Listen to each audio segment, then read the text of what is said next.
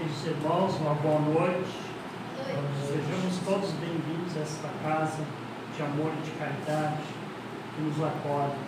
Eu mesmo tenho muito a agradecer cada vez que sou convidado a vir aqui.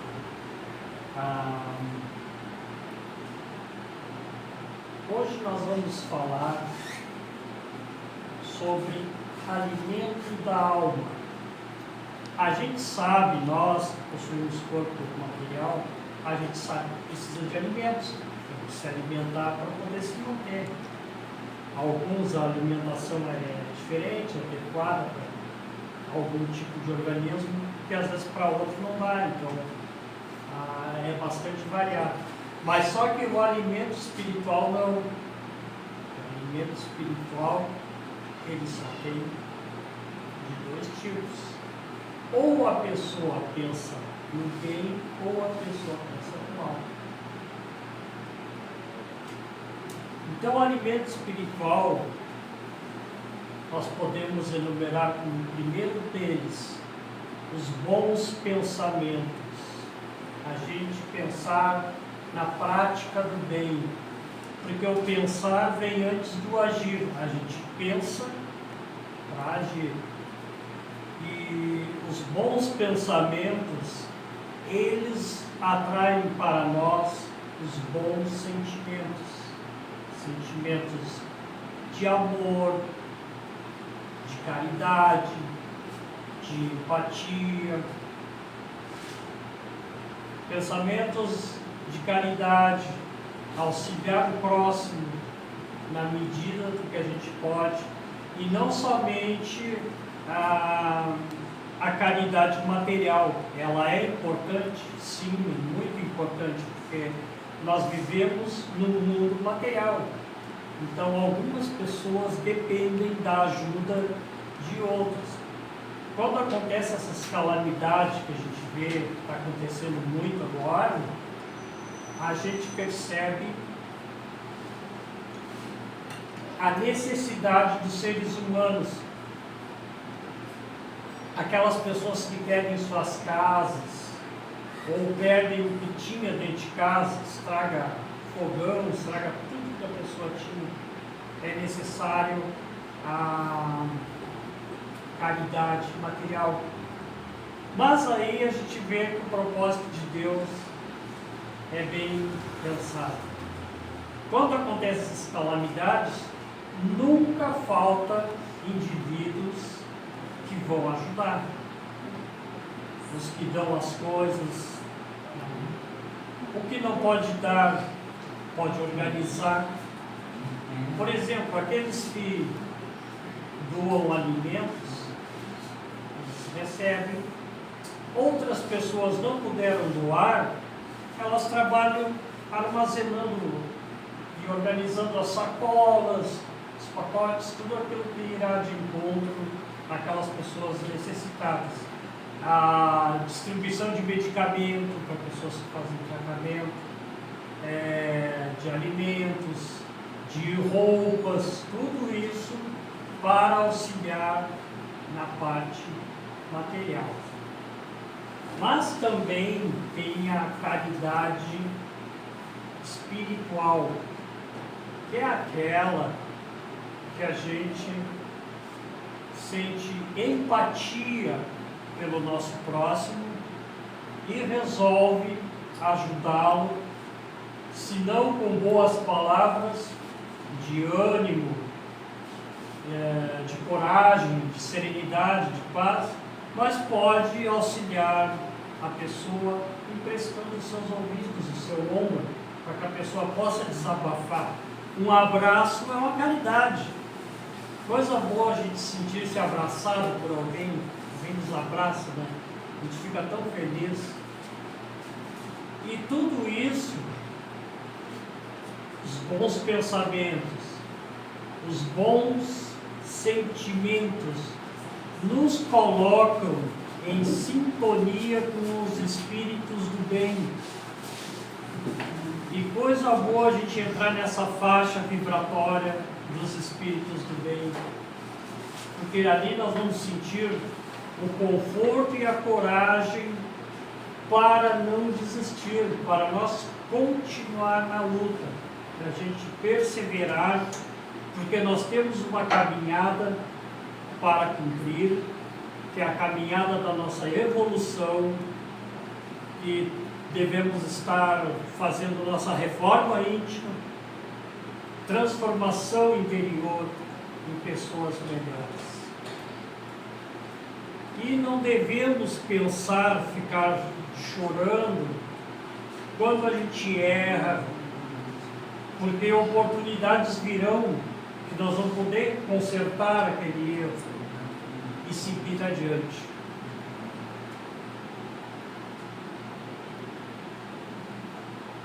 Então nos traz saúde também, porque como sintoniza com os espíritos de bem, vem a saúde também, como fosse um tipo de recompensa, porque o bem, ele dilui grandes males que nós temos no organismo. É possível dissolver até um tumor, se a pessoa for pensar no bem, agir bem. Muitas doenças podem até sumir, mas não é milagre do Espiritismo. O Espiritismo não faz milagres. Acontece que a pessoa se transformou, ela lutou, se transformou por uma pessoa boa, e com os espíritos que ela está sintonizada, vai vir as melhoras físicas também. Então aí ocorre a cura. Aí a pessoa diz assim: me curei em centro tal, e aí Jesus vai dizer: não, a tua fé te curou. É isso que Jesus nos fala. E o que provoca o contrário em nós é os maus pensamentos. Os maus pensamentos de orgulho, inveja, egoísmo, maledicência. O egoísmo, a gente está vendo nesse nosso mundo, as guerras, as pessoas brigando por um pedacinho de terra que quer que lhe pertença. Está havendo assim um interesse muito grande das autoridades em determinado país ou em determinada cidadezinha, que eles querem tomar conta de qualquer maneira, mas para quê? Para melhorar? Não é, isso é para obter alguma coisa. E o que a gente pode fazer por essas pessoas? Prece. A gente procura dirigir uma prece para que essas pessoas venham a modificar-se, porque não é impossível isso. Nunca foi impossível alguém que pensa de um jeito mudar e começar a pensar de outro. Porque senão não valeria a pena o Evangelho de Jesus. Jesus desceu na terra há 2000 anos, né? Desceu na terra, mais exato, há 2000 anos e 24.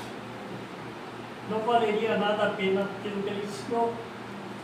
Se ele ensinou aquilo, tudo que ele ensinou para nós, é porque ele sabia que algumas almas iriam se transformar para melhor.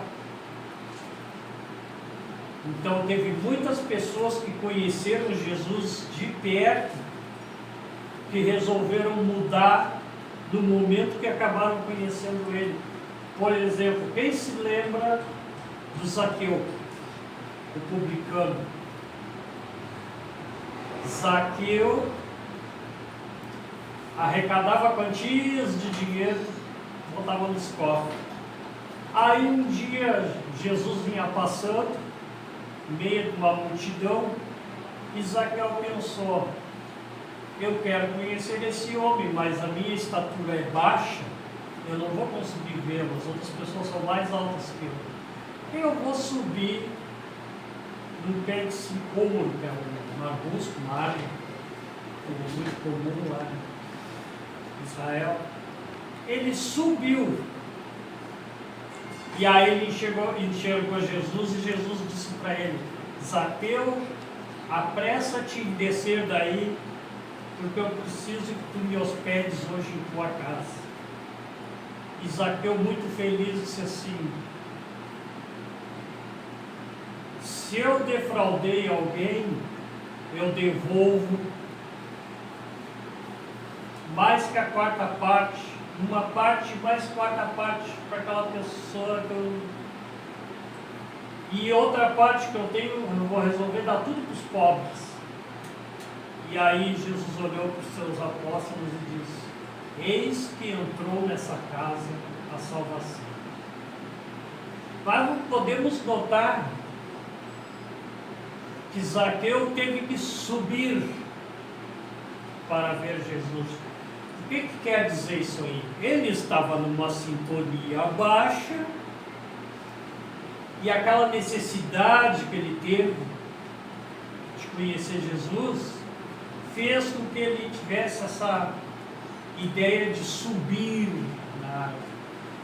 Isso fica para nós assim: se nós quisermos sentir Jesus bem perto de nós, nós temos que subir. E para nós subir, o que é necessário?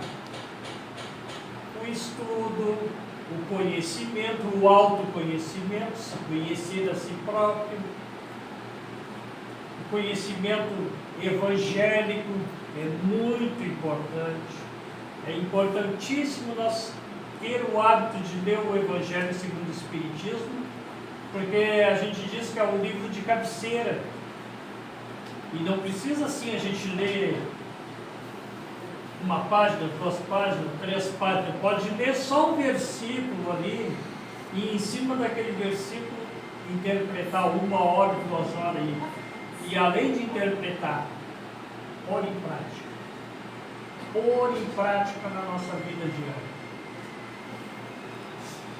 Porque qualquer obra de literatura é bom que a gente leia para que a gente saiba. Mas todas elas remetem o homem à prática. Porque se não tiver prática não adianta. Se não tiver prática pode ir uma montanha de livros, não vai adiantar nada. Melhor ler um só então e praticar aquele livro dele. Mas então, meus queridos, locais, a gente procurar locais edificantes. Por exemplo, agora aqui nós todos dentro do Santo Espírito, o que nós viemos buscar? Paz. Nós viemos buscar aquela paz que o mundo lá fora não nos dá. O mundo lá fora ele dá momentos de paz, mas a gente pode transformar isso. A gente pode sentir plenamente em paz. É só nós mudar a sintonia, nós mudar o nosso estado, né? Porque quando nós estamos em sintonia superior, nós estaremos sempre cercados de bons espíritos, aqueles bons espíritos que a qualquer necessidade nossa, eles vêm em nosso socorro. Eles vêm para nos aconselhar quando a gente vai tomar uma decisão: será que eu sigo aqui ou será que eu sigo aqui? E o Espírito vem, sopra no ouvido: vai aqui que tu vai te dar bem, cara. E não vai aqui que aqui tu não vai te dar bem. Aí só se o cara é teimoso: ah não, vou por aqui, então vai. Foi dado. A mesma coisa que me faz lembrar é os espíritos nos aconselhando na questão dos vícios. Queridos irmãos, não é nada contra o viciado. Quem somos nós para julgar alguém? Mas a doutrina espírita, ela nos ensina os males que o vício faz. Ela não é de dizer: não, vocês estão tudo errado. Não. Persevera se tu quer mudar, né? Que haverá uma mudança verdadeira, vai ganhar saúde, né? vai ganhar uma vida melhor enquanto encarnado, porque tem aquela questão do fluido cósmico vital e tem do nosso fluido biológico animal. Então, assim, a pessoa reencarnou, programou que ia reencarnar e durar até os 80 anos. Mas só que desde novinho, 16, 17 anos, começa a se atirar nas drogas. O que vai acontecer? Vai acontecer que o fluido vital dela não vai durar o tempo que iria durar. Ela virá desencarnar talvez com 50 anos de idade, se ela tinha sido programada para desencarnar com 80. O fluido cósmico universal foi danificado e o fluido animal também. Fluido vital, que a gente chama. Então devemos estar sempre alerta conosco mesmo. E outra coisa, nós nunca devemos estar preocupados com o outro. Chegar para o outro e por que tu não muda? Porque não toma jeito. Não, nós temos que se preocupar é com a gente. Eu tenho que mudar. Se o outro não mudar, o problema é dele. Agora, se ele quiser mudar, o problema é nosso. Então, todo mundo vai ajudar comigo. E nós temos sempre a chance e a oportunidade de mudança, a toda hora batendo na nossa porta. Às vezes, a gente é que não vê.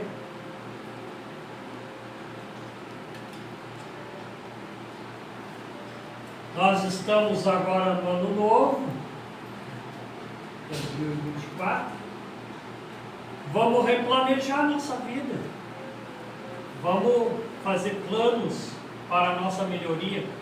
Por exemplo, continuar assistindo as palestras na Casa Espírita, receber o seu passe, mas principalmente estudar. Olha, todas as casas têm um grupo de estudo, é só a pessoa chegar e se inscrever. Eu quero fazer o ESD, o IED, né? Porque os estudos sistematizados são bons porque colocam a gente face a face com a gente mesmo. Então, na verdade, tu vai conhecer o kardecismo, mas vai conhecer a si mesmo, a si próprio. E aí, ali no conhecer a si próprio, vai aparecendo virtudes, vícios, e aí, com aquele tempo de estudo, a gente vai conseguir modificar. Às vezes pode até demorar um pouquinho. Mas fulano está 30 anos lá no centro espírita e não toma jeito. Não chegou a hora ainda, calma. Paciência, minha gente, vai chegar o tempo. A gente tem que agir com paciência, que veio na cabeça agora. A gente tem que viver com paciência, com calma, sem ansiedade, sereno, porque isso aí tudo acalma, gera endorfinas no nosso corpo, que tira dores, tira mal-estar, insônia, tudo isso a gente melhora com as boas energias,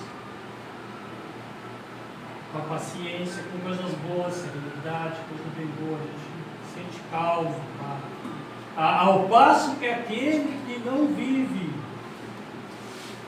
aquele que não perdoa mesmo, briga com um colega, vai deitar ruim, já tem que tomar um tranquilizante, já no outro dia tem que tomar um omeprazol também, porque a gastrite pegou. acorda de mau humor para ir para o trabalho. Se eu botar o primeiro pé direito na beira da cama, não, vou botar o esquerdo. Aí bota o esquerdo, sai, passa para o vizinho, bom dia só se for para ti. Né? Então o cara já está completamente. E aí é que entra essa questão do alimento espiritual. Nós alimentar o nosso espírito só com coisas boas. Eu sei, é difícil, a gente vive num mundo conturbado, agitado, cheio de coisas. Mas igual a gente deve tentar, porque não custa nada a gente tentar. Tentar ser mais calmo, mais feliz, buscar essa felicidade que apesar de não ser uma felicidade plena, mas é uma felicidade. Estar junto com os irmãos, a gente conversando. Essa hora poderia estar todo mundo, cada um fazendo uma coisa, mas não, chegou 8 horas, vamos lá na ceia. Então, isso é muito bom, é ótimo. No mais, o que a gente recomenda é leituras, filmes e o máximo que puder aprender de coisas é melhor. Porque é para nós mesmos.